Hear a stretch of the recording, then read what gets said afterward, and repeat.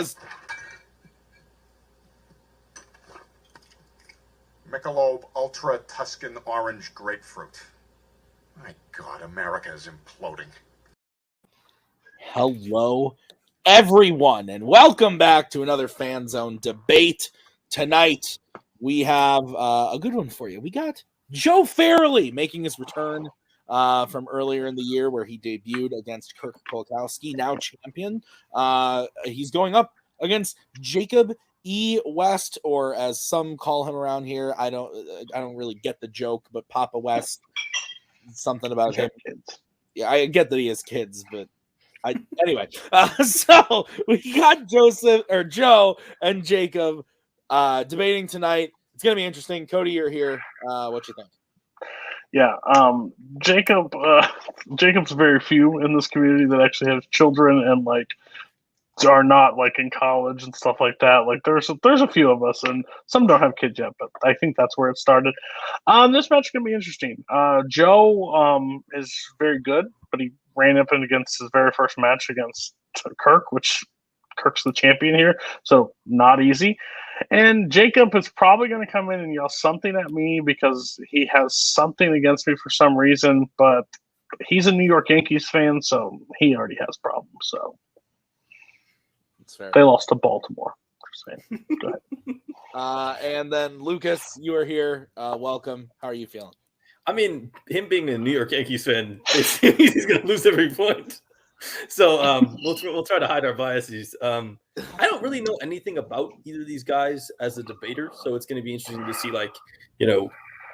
how they structure their arguments, what they come up with, how they argue their cases, and just sit back and have a great time judging other people doing hard work. Yeah, absolutely. All right, so we will start. Both these guys are 0-1 coming in today, trying to get the win. We're going to start by talking to Papa West. Jacob, welcome. We haven't seen you since last season when you played, but you played well in that match. How are you feeling about taking on Joe tonight? I mean, no one believes in me. I asked little Sean if he believed in me. He called me a little piece of shit. I asked Captain America, my lovely fish right here, if he believes in me. He hasn't said a word. I asked my wife if she believes in me, and she moved away almost a year ago. So no one believes in me, but I'm not wearing the Yankee hat. I'm wearing the TCU hat today because fuck the Yankees. They've really upset me this year. So hopefully I get something out of that. Okay. So next we'll bring in Joe. I feel like Dr. Phil needs to come in. Joe, welcome. Like we said, your debut was actually the first match of the year, playing Kirk in the tournament. You just kind of slid it, got the slide into the 16 seed because we needed to fill the spot. And now you're here to play Jacob. How are you feeling? I'm feeling good. I think last time it had been a while since I'd been on here and been on somewhere and had a debate, and it was about 3 a.m. It's only 2 a.m. now, so I've got that extra hour. So we'll see what happens. Always got on with Jacob. Really fun guy. Obviously, see him over in some of the other divisions, always hosting and stuff like that. So he's always a good laugh. So I'm really interested to see what he's going to come up with here. And I'd make sports references, but mine are all football based. I see what you did there because you're from that place where James Bond does the things. So we're going to get into the match now. Here's how it's going to work.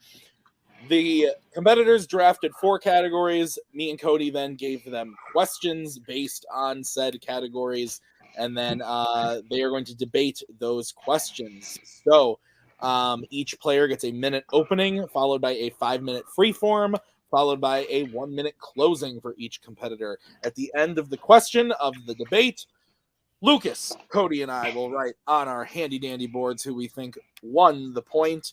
And the first person to get 3 points is the winner of the match. If we get through all 4 questions and we are tied, we will go to a speed round bonus question. So any questions from the competitors before we get into it? All good. All righty, let's fight.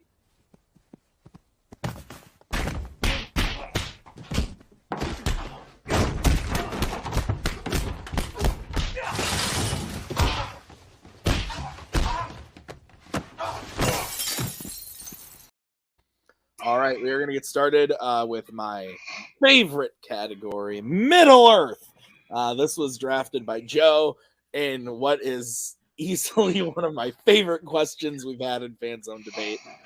Your question is, who would be the worst fandom character in all of fandom to replace Samwise Gamgee in the Lord of the Rings trilogy? I'm very excited about this. Joe, you drafted this, so you get to go first. You have 1 minute to open your argument when you start talking, and I will come in and give you a 10-second warning when the time comes. Sam and Frodo went through a lot together, went through many different terrains, from the Shire to Mordor, forests, icy mountains, rocks, marshes, volcanic wastelands. Movies employee Randall once described the trilogy as 3 movies of walking. While that may be an oversimplification, he wasn't exactly wrong. Only on 2 occasions do we see the Fellowship cross water, Buckleberry Ferry and at Amon Hen. And that's just one reason that Dory would be the worst fandom character to replace Samwise Gamgee. There is nothing that she could offer that would be an improvement. In fact, the only reason she was of use to Marlon is because she could read. And putting aside the fact that she can't survive on land, she has no short-term memory. Frodo would have been dead before they reached Rivendell. Either she would have forgotten why they were hiding from the ringwraiths in the forest, or she would have forgotten that she was looking for Athelas in the woods. Frodo would have been dead if Dory was there, and that's why she is the worst replacement. Time. All right, we'll move over to Jacob. You have 1 minute to open your argument when you start talking. So yes, Samwise Gamgee, the true hero of the Lord of the Rings trilogy. And as far as someone to replace him, I mean, you want someone practical. You want someone who's going to be able to do stuff. So if we're looking at the worst, the least practical person there.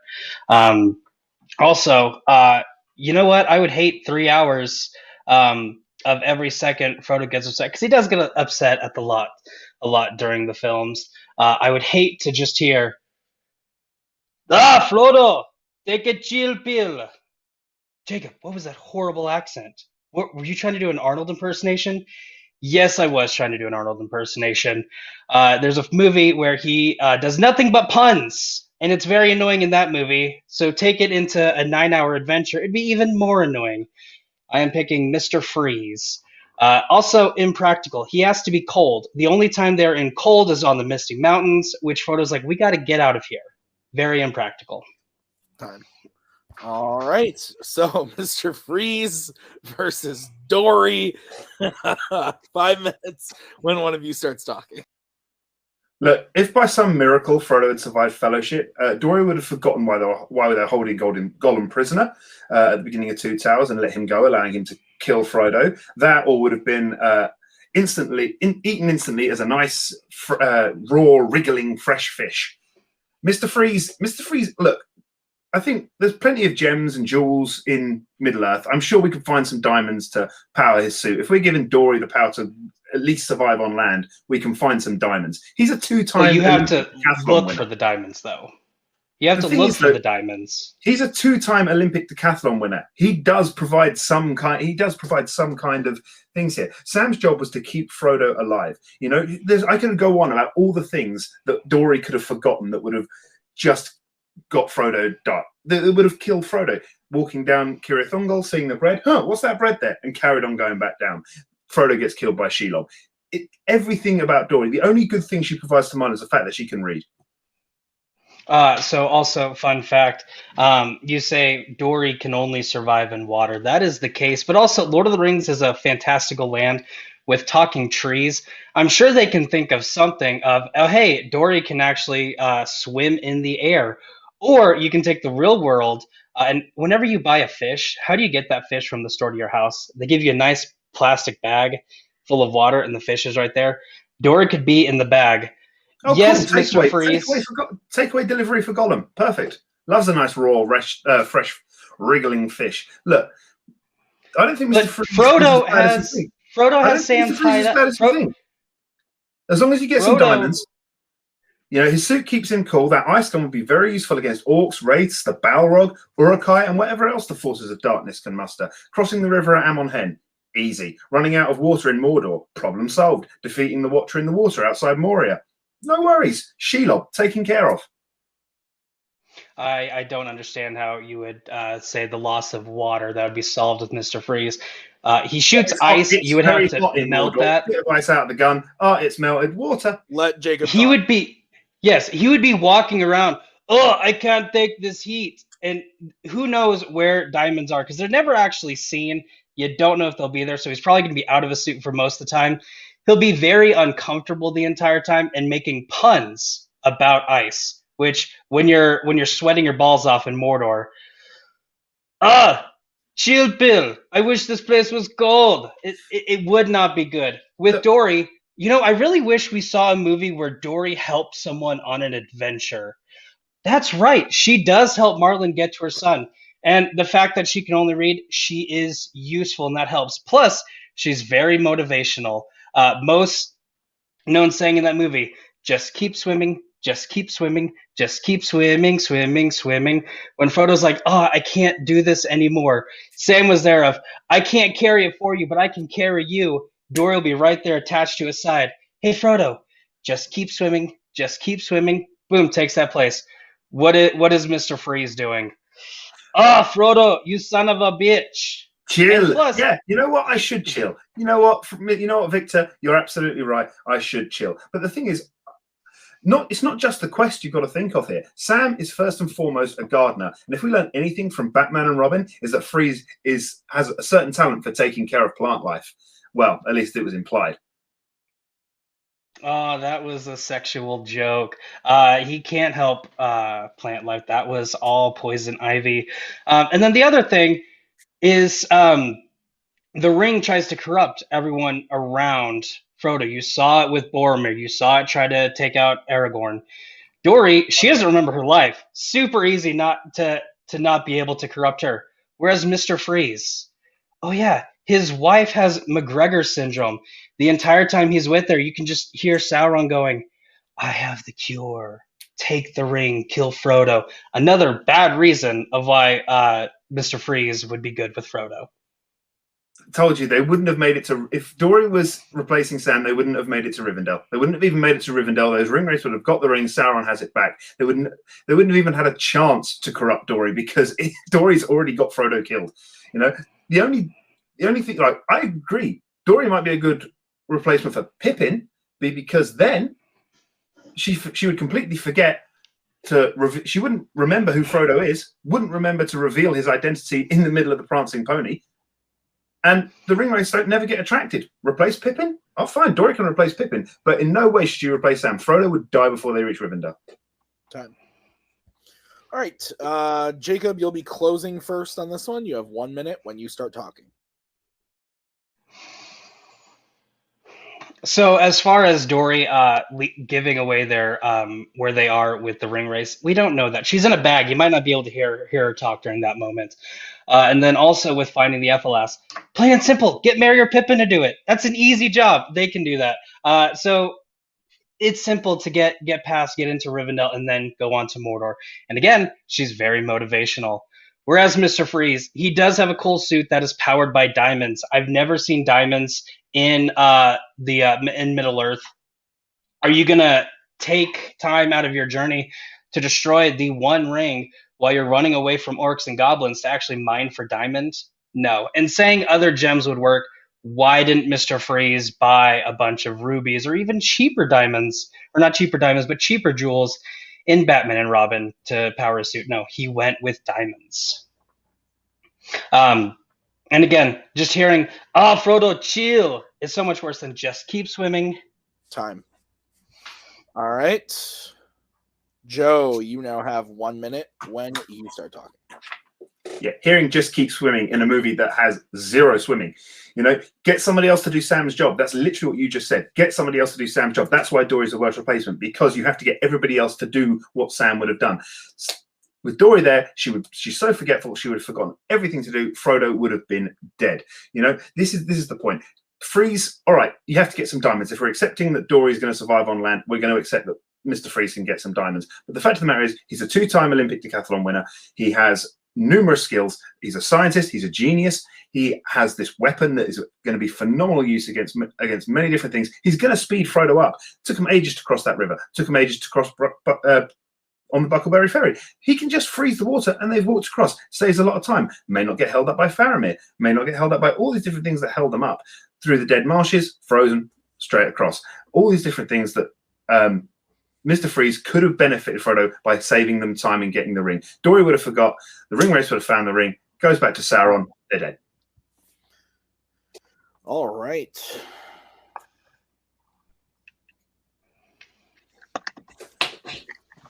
We all good? Mm-hmm. Okay, this was weird. This took a lot of turns that I wasn't expecting. That being said, I'm going with Joe.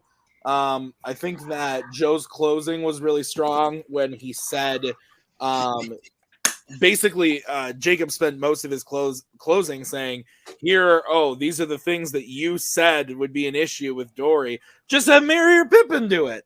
And Joe was like, that's what we're doing right now, is finding the replacement. So I thought that was a really good slam. So I give it to Joe. Cody, where are you going? Not surprised we disagree. I went with Jacob. The reason why I went with Jacob is because I think he raised a lot of good points on the matter, especially figuring in Saruman into the thing about convincing him I have the cure for your wife, and that lead off where it would go, and kind of portrayed him as this big brute against Frodo. So that helped sell it for me, but it was close. Right. It was closer than I thought this fight would be. Yeah. Lucas, you get to decide it. So I'm actually I'm going to go with Joe as well, and I feel very similar to Tim. I think that closing to me was probably the strongest moment of the entire debate, and really just kind of sealed it in. I also think Jacob got a little bit too caught up doing the Mr. Freeze voice, and every time he did the Mr. Freeze voice, I was like, you just made a joke, and you could have made a point. And I feel like over time, Joe just kept adding up points, and Jacob was kind of making a joke. So it really, over time, he started to build a lead, and then I think that the closing argument was when Joe really took it. All right. So Joe wins the first point. We do move on to question number 2, which is coming from the category of sports, which was drafted by Jacob. And the question is, what is the funniest scene in a sports comedy? Funniest scene in a sports comedy. So Jacob, you drafted this, so you get to go first. You have 1 minute when you start talking.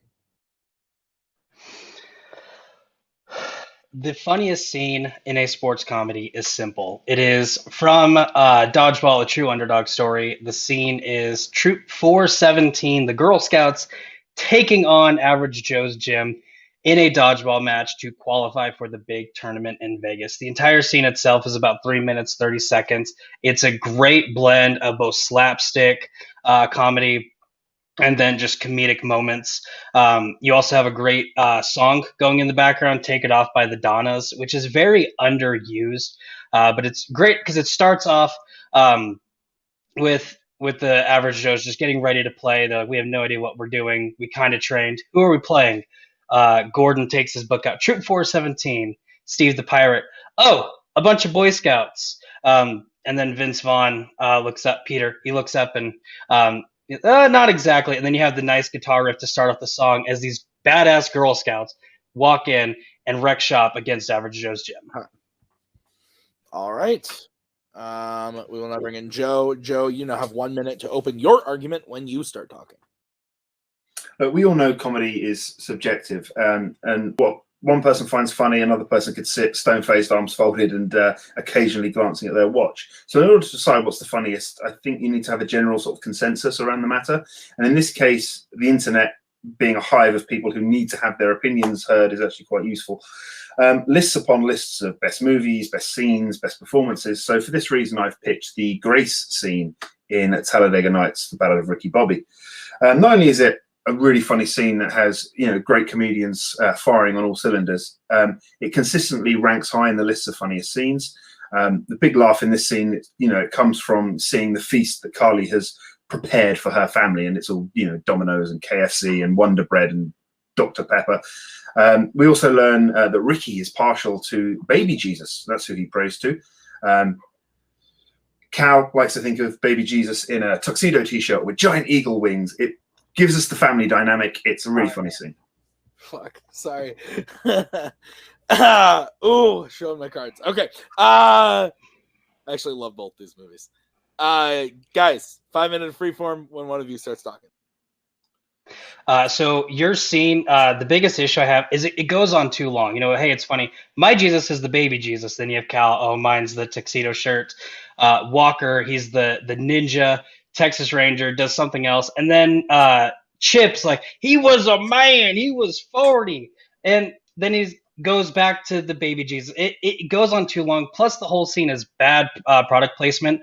Right before you have Ricky Bobby doing all those commercials for all these companies. So, okay, product placement, whatever. And then you're just getting beaten over the head with even more product placement. In a movie about NASCAR, yeah. But it beats you over the head. With my scene, this is the first time dodgeball is used. Throughout the entire movie, everyone's getting hit in the face or in the nuts. In this scene, actually only one person gets hit in the face. Everyone else gets hit either in the shoulder, the back. Plus, you have memorable lines. At the start, Gordon looks at his mail order wife, and she gives the loser sign. Look, I want to L for love. Memorable lines. All the memorable lines in Dodgeball come from Patches O'Houlihan, and he's not in this scene. You know, you're talking about comedy. Comedy is usually memorable. It's what you quote to your friends the next day after you've seen the movie. You don't quote anything from this scene. You quote Patches O'Houlihan. You quote, you know, the Lance Armstrong stuff at the end. But the thing is, I appreciate your issues with the scene, but that's why I've gone with the grey scene, is because it consistently ranks in the funniest scenes. You know, comedy is subjective. You might not find it funny, but the thing is, the consensus puts it out there with the funniest. With Dodgeball, it is, if you can dodge a wrench, you can dodge a ball. That's what ranks as the funniest scene from Dodgeball. So you haven't even picked the funniest scene from your movie. It might be the funniest scene to you, but I think the funniest scene is something that is appreciated overall by the general audience. No, good comedy is it knows when to stop. You know, you dodge a wrench, you dodge a ball. Oh, kind of funny. Then he gets hit in the face with a wrench. Oh, and then they're dodging cars. It gets over, and that's the entire movie. It really kind of gets over funny. That's what's great about this scene. It's all of the movie Dodgeball crammed into one scene, so it never goes on too long. Whereas Ricky Bobby, hey, we just had product placement. Guess what? We're going to have 3 more minutes of product placement and beating you over the head of Jesus was a baby, he was a teenager, he was a man, and you can picture him however you want to. Oh, and by the way, he was a baby. But the problem is, obviously, you look at Dodgeball, the whole, you know, there's lots of different Dodgeball matches in that, and I think the different Dodgeball matches, they sort of blend together. Each has their own sort of funny moments, and they sort of balance, unbalance each other out, which is they sort of cancel each other out, which is why I think the Patches O'Houlihan stuff sticks more than in that. You know, the Grey scene itself, you know, just on surface value, the scene is funny. You know, you've got the dialogue, the improvisation. You can see John C. Reilly trying his hardest not to laugh. Even he is finding it funny. You know, the deliveries are great. You have the underlying joke supporting that. The fact that Walker and Texas Ranger are being encouraged to disrespect their elder while Ricky Bobby is praying. You know, this is a complete violation. And the stuff about product placement, again, it is the underlying. It's a movie about NASCAR. The product placement is there. It is referencing NASCAR itself. You know, the arguments about which Jesus is the right Jesus, you know, and the different Jesuses they imagine. John C. Reilly jumping in with his improvisational snaps at Chip. This is all the sort of stuff that makes this scene funny. But again, comedy is subjective, and you have to look at the consensus. You know, you go to YouTube and type in funniest scenes from our respective movies. You know, the Grey scene in Talladega Nights is the first scene that comes up. You know, while the Girl Scout scene is further down the list, and it's all about if you can dodge a wrench, you can dodge a ball. If you can dodge traffic, you can dodge a ball. These are funnier scenes in your movie. I mean, again, comedy is subjective. You might think they're funnier. I think this one's funnier because it doesn't go over the top. Plus, you have memorable quotes from the scene. Again, the L for love. One thing that makes this scene better is you actually see the dodgeball taking place, and it's not too over the top. You're not skipping through parts. You see the entire match, and it's a bunch of middle-aged guys getting beaten up by 12-year-old girls. What makes it hilarious, too, every single guy except for Peter gets eliminated like that. Peter has the ball. He throws and hits one of the girls, and she hits the ground. Oh, you hit a girl. How could you do that? And then just the comedy of that. And then he's like, oh, crap, what did I do? And he gets hit. And you never see it. You never see in any of the other dodgeball matches, but this one, he's like, that's okay, because I'm going to throw off some quips. The other dodgeball matches are funnier. They have, you know, when people reference the dodgeball matches, they're referencing pretty much one thing, and it's Jason Bateman's cotton, and he is not in this match, and he is the funniest part of those dodgeball matches, and he's not. Neither is Patches in this O'Houlihan. You just said Patches O'Houlihan's the only memorable person, and then you brought Jason Bateman. I said he's the funniest. Time. All right, Joe, you get to close first. You have 1 minute when you start talking. As I've said plenty of times during this argument, I think comedy is subjective, and I think you have to look at the general consensus around what is the funniest scene. What's funny to one person isn't necessarily funny to another person, and that's why this debate could go on and round forever. But I think when it comes to dodgeball, if you look at general consensus, even my own personal opinion is that Patches O'Houlihan is the funnier part of dodgeball, and also the funnier part of the matches themselves is Jason Bateman's cotton, and he is not in either of these matches. The Grace scene itself, it has the surface humor, it has the underlying humor. I think it works on lots of different levels. You've got the improvisation of two incredible comedians. Farrell's classic deadpan delivery is on top form here. You've just got the differences. Even the kids, Walker and Texas Ranger, have memorable lines from this. They're firing on all cylinders. The improvisation, the dialogue itself, the delivery, everything about the scene is incredibly hilarious and works to a perfect level. Whereas the dodgeball scene, it's not even the funniest scene in the movie. There are plenty of other scenes that could top it. All right, Jacob, you now have 1 minute to close your argument. So again, the reason I picked this scene in dodgeball is because it's not beating over your head. Every single elimination in the tournament, you're either getting hit in the face or hit in the crotch. You're getting beat over the head. And that's exactly what Joe's scene in Talladega Nights is. Oh, hey, we made a funny joke about slaving over dinner, but it's actually she just bought a crap ton of food. So it's product placement. After getting beat over the head with product placement 30 seconds before that. The baby Jesus takes way too long. It should have just been, I think Jesus is the baby. And, well, I picture Jesus as this. I picture Jesus as this. Okay, whatever. And no, then he goes back into, dear Lord, sweet baby Jesus, 6 pounds, and just keeps going on. Okay, I'm a horse. I'm dead now. You can quit beating me. Whereas this scene, it knows when to stop. And then again, Peter leaving the stage after getting eliminated, throws off, you're adopted. Your parents don't even love you. Telling that to an 8-year-old kid, it's hilarious. Time. All right. Bring in the judges. I have a feeling that I'm just all over the place tonight. We're going to find out. This is going to be weird. Lucas, you get to start because you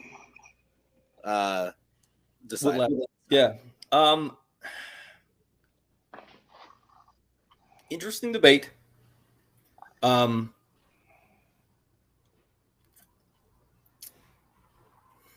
It's weird because you could judge this as very close, or you could judge this as very far apart. And I think that I went back and forth between those two things, and I ended up going Joe. I'm going to be honest. The argument that the Talladega Nights scene is beating them over the head, I never found particularly effective, and going back to it over and over again just didn't work for me. I just didn't think it was an argument that carried a lot of weight. And I don't think he ever explained it particularly well. And I think he also got so focused in refusing that argument that you never really explained why your scene was that funny until the final end minutes. And I think Joe's argument that scene is, the 5th or 6th most memorable scene of the movie, I think, carried a lot of weight. I would go Joe.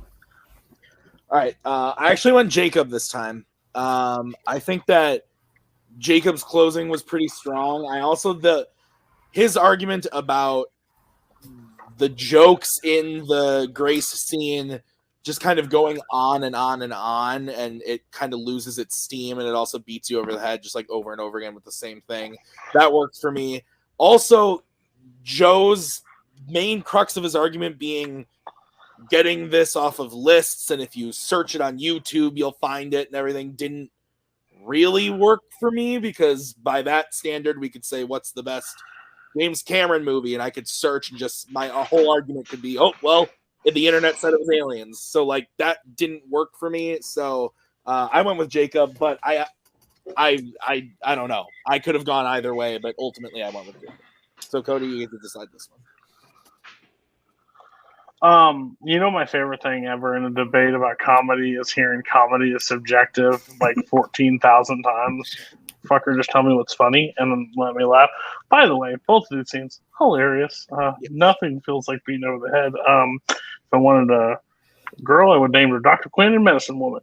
I went with Joe because I think overall, at the end of the day, I think like there was this. It was just like semantics. Like that's not funny and this is not funny. Well, I know that's the debate, but like the breakdown of the scene and everything didn't come till late. And you did a really good job of trying to tackle Joe at the very end, but I felt like Joe, that just didn't work for me as well. So overall, I thought Joe took it. All right. So Joe gets point number 2. We're going to move on to question number 3, which was drafted by Mr. Farrelly. The question is, in actors and actresses, what is the best Sam Rockwell performance? So this, like I said, was drafted by Joe. He's going to go first. Joe, you have 1 minute to open your argument when you start talking. In my opinion, I think Sam Rockwell is one of the finest actors working today. I think a lot of his roles are so memorable, just down from everything he's done. I think he brings a sense of joy and passion to every role he's played. He may be the best part of Iron Man 2. And has shown he can lead a movie in which he's the only actor.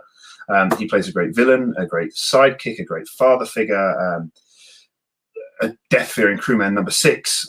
I think he's incredible, and incredibly, the Academy has only recognised his talents twice, nominating him for Vice and dubbing him the best supporting actor for 3 Billboards Outside Ebbing, Missouri. And in this case, I kind of got to agree with the Academy here. I think not only was he the best that year, I think 3 Billboards Outside Ebbing, Missouri was his best ever. I think throughout his career, he's been excellent at playing angry Southern men who aren't as smart as they think they are. And I think 3 Billboards is the perfection of this. Time. All right. Jacob, you now have 1 minute to open your argument when you start talking.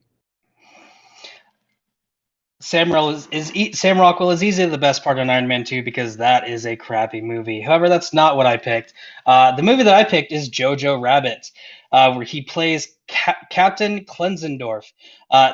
The man plays a Nazi, which should be cancel culture immediately. Somehow is not, because he does such a great job of it. He's like the 5th or 6th billed actor because he's hardly in the movie. Yet the entire time you see him in the movie, he has a full-on thread. He starts off, he's a captain being forced to watch kids. He's annoyed.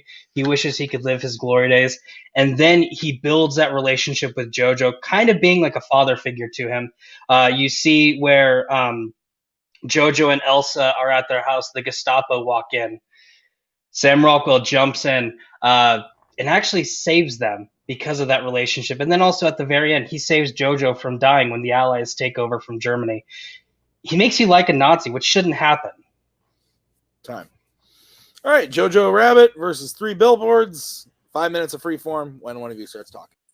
Look, I think both these performances make us like a character who is a horrible, bigoted individual. But I think the difference is Jojo Rabbit, Captain Klenzendorf feels more like a caricature of a Nazi than an actual Nazi, whereas the character Jason Dixon, who he plays in 3 Billboards, is an outright bigot. It is shown throughout the scenes, and the fact that we still like him after that, I think, is a much, much harder thing to do, which is why I think it's the better performance. I think you just see it, that whole performance balancing the bigotry with the desire to better himself, then the cruel twist of karma. I think Captain Klenzendorf is a great character, but the eccentric character in an already crazy world is another one of Rockwell's specialities, like he did in Galaxy Quest. But I think the performance in 3 Billboards is a lot more grounded, and it's a lot darker. And I think to get us to still like that character through his performance, I think it's a much harder job to do.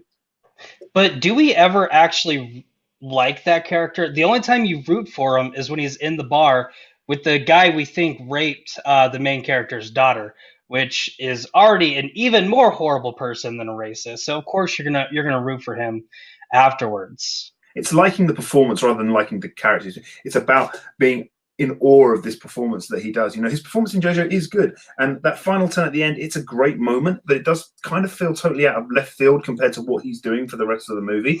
You know, there's nothing in that performance to make you think that saving JoJo is something that Captain Klenzendorf would do. He spends the whole rest of the movie. He saves Elsa like 30 minutes earlier. He saves Elsa 30 minutes earlier. I don't see how you don't see that being something he spends the does. rest of the movie sending kids out to die. You know, the performance in JoJo, you know, it seems like a sort of a mesh of his performance in Galaxy Quest 3, Billboards, and The Way, Way Back, which are all amazing performances. But I think meshing them together the way he does, it dilutes that performance slightly, and I think it results in more of a homage than something new. I mean, you're a bad guy turned into a good guy. That's exactly what both of these performances are, which has been around since the time of movies. Basically, the biggest difference between our performances, you have a racist, whether it's a Southern racist or a Nazi, someone that you're not supposed to like, have a complete 180 turn. They both happen in both movies. The difference is your character's in a majority of your movie, whereas mine, his performance is so good, he's able to do that in not even a third of the film. And he's memorable being in a third of the film. When you have amazing performances around him, he's able to steal every scene he's in and make himself memorable. Yeah, I think, look, Rockwell often plays nice guys, but I think he's more effective here as this racist, violent cop, and he's more effective than. When does he play nice guys? Iron Man 2, 3 Billboards. I think The Way Back. I think Jojo Moon, Rabbit. He plays bad Galaxy guys Quest, all the time.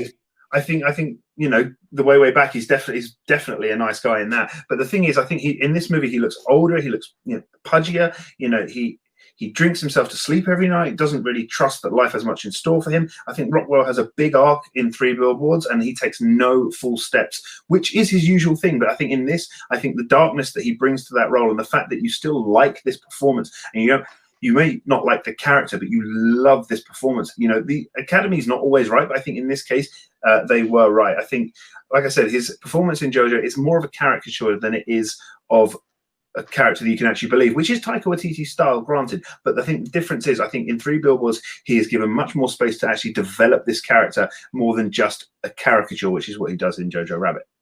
But I mean, if you look at Jojo Rabbit, it's pretty much a caricature of the entire of all of Nazism. I mean, Taika Waititi plays Hitler himself, who is just a figment of imagination. That's exactly what the movie's supposed to be, and he does a fantastic job of doing it. Again, most people don't want to play Nazis, and he took it and ran with it and did a fantastic job of it.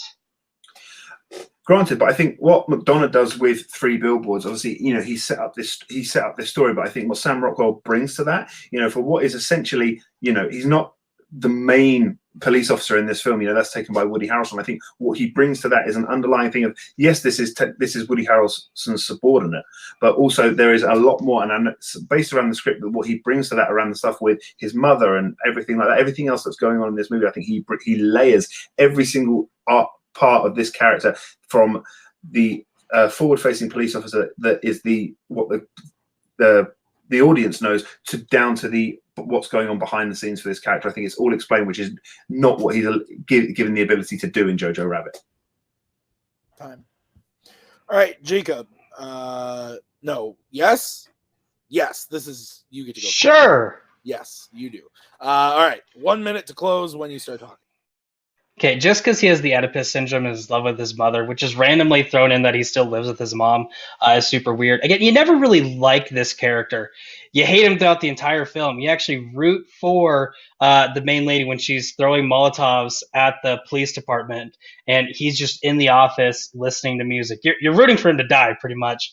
Yes, he manages to get that guy's DNA when it's the guy who supposedly raped the main girl's daughter, but you're never really cheering for him.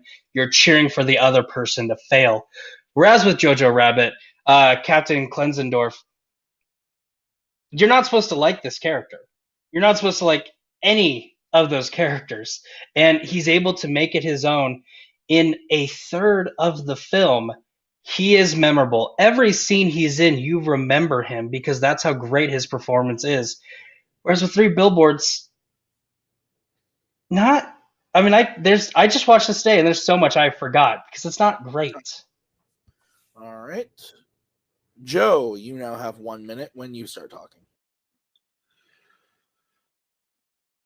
You know what? You're supposed to be rooting for Mildred in 3 Billboards Outside of Ebbing, Missouri. And the fact that Sam Rockwell's performance allows that to grow even more, I think that's a very impressive thing. I think, regardless of McDonough's dramatic cynicism, I think the performance accepts that people can change, despite the fact that this character, has been so bigoted throughout that. I think, it starts with him defending Sheriff Willoughby's name, jealously reacting to waging a personal war against Mildred, but somehow Rockwell layers Jason Dixon, allowing him to grow as a human being throughout the course of the film. I think Jojo Rabbit, he's limited by being a caricature, and I think he's limited, he's narrowed by the script. I think that the heroic moment at the end, which is what makes you root for him, I think it's totally out of left field, and I think it just dampens that performance. It feels like a caricature. It feels like a mesh of other characters and other roles he's done before, which dilutes that performance. But I think Three Billboards was something truly unique for Sam Rockwell. I think it's something that he elevated, something that he layered, something that he really went in depth on, and I think that's why it is his best performance. All righty then.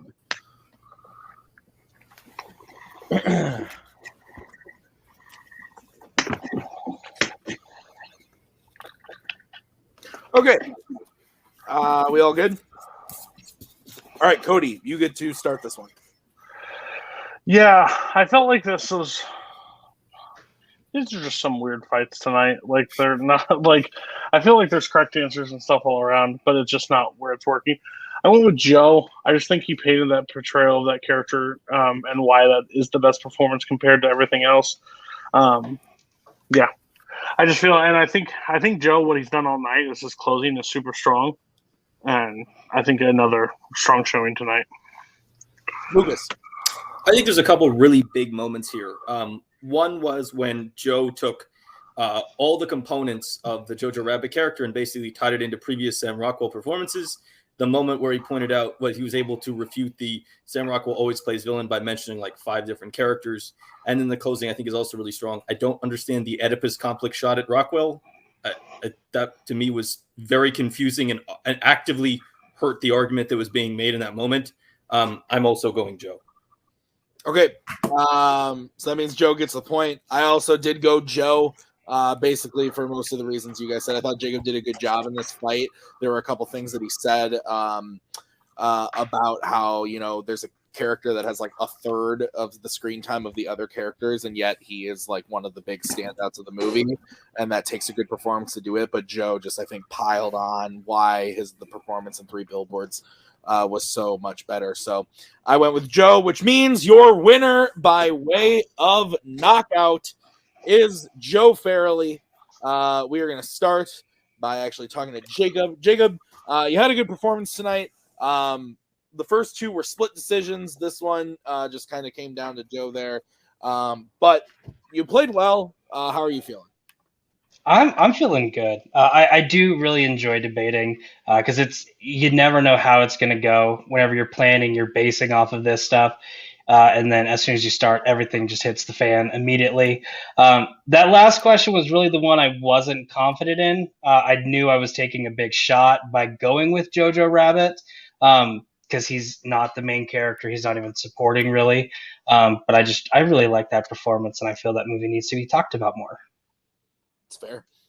So this does mean that you're not going to play again this season, but next season. Is there someone that you want to play and debate?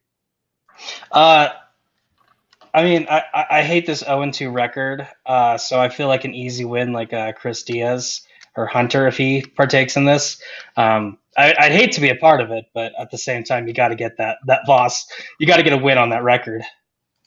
Woof. So we'll see you next season sometime, Jacob. I'm excited because you did play well tonight, so we'll see you next season sometime. Joe, welcome. First win on the record. You are now 1-1. We do know what your next match is going to be, but before we get to that, how are you feeling about your performance tonight?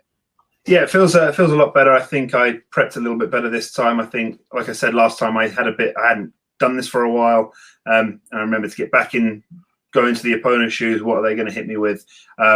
I love dodgeball. I love Jojo Rabbit, especially Sam Rockwell and Jojo Rabbit. It's really hard sometimes to put down things that you do enjoy. A little bit disappointed we didn't get to the 4th question because I actually had probably the most fun writing my argument for that one. But it's the way it goes sometimes. Jacob is always good fun. He always makes me laugh whenever I see him debate or hosting. So this was good fun. Awesome. We do have your next match. You are going to be going up against Cameron Holtzman in your next match. So, how are you feeling about that? Yeah, it's good. I think maybe once for Fandom, I think I've played against Cameron, maybe in teams. But always good fun. Do enjoy Cameron. Very strong when it comes to the animated stuff. So I'm looking forward to this. Awesome. So we will have that match very soon. I'm looking forward to it. Let's get final thoughts, starting with Lucas. What do you think? Yeah, I think Joe, when he said it correctly, when he said he prepped really well, that was one thing I think that really came out in the arguments, is that he consistently had multi tiers to his arguments. He could refute kind of like the more obvious shots taken at anything he was making, and he was just kind of good about like staying on message and kind of keeping pounding the same argument. Jacob had some good ideas, but at times got sidetracked into like side avenues or saying something he thought was really funny. And like, I think if he structures himself a little better, he'll do a lot more successfully at the second time out. Yeah. And Cody, what about you? Joe's kind of a hard person to debate because he comes off sounding like he's nice, but he's actually just dropping just fucking dick shots at you the entire time. Like, oh, that's a great choice, but you're kind of a shitty person for picking that. It was kind of nice. No wonder we got in a war with him, in the 1700s.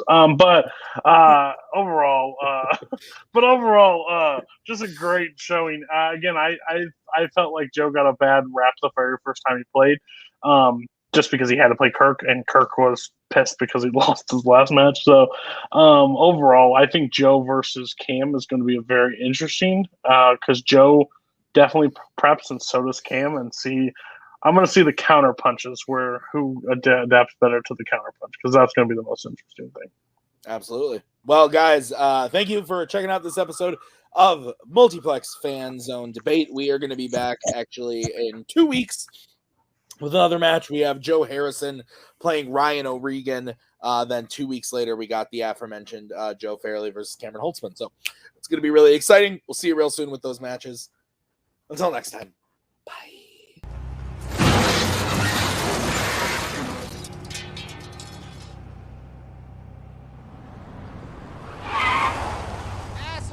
That's my bad. I was sending a tweet.